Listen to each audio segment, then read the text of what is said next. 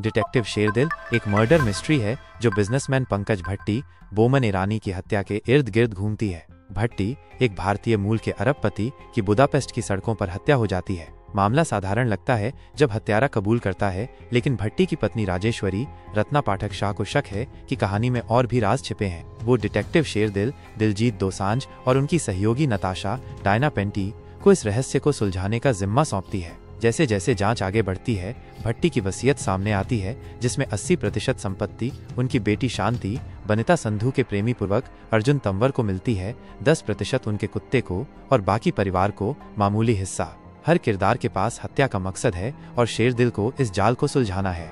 Script की खासियत, script analysis. Film की स्क्रिप्ट में एक अनोखा मिश्रण है कॉमेडी, मिस्ट्री और ड्रामा।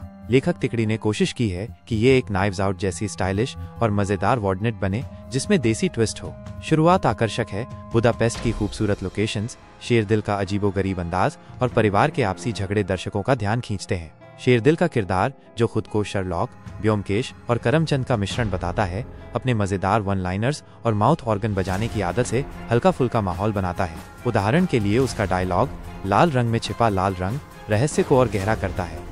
क्या स्क्रिप्ट रोचक और आकर्षक है? Is the script engaging and interesting?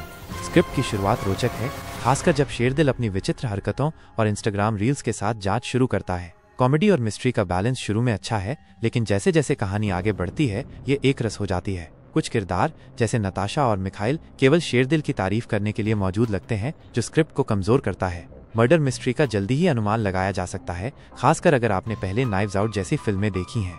Performance. Diljit Dosanjh अपनी स्टाइल और स्वैग के साथ शेरदिल को जीवंत बनाते हैं। उनका किरदार मजेदार है, लेकिन कभी कभी उनकी मुस्कान और माउथ ऑर्गन का अति प्रयोग खटकता है।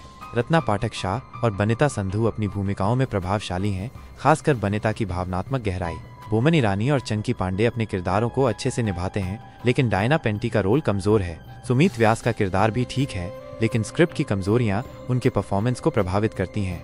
डायरेक्शन और तकनीकी पहलू। Direction and technical aspects.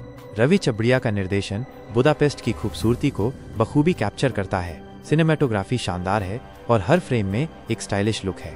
हालांकि स्क्रिप्ट की कमजोरियां निर्देशन को पूरी तरह से बचा नहीं पाती।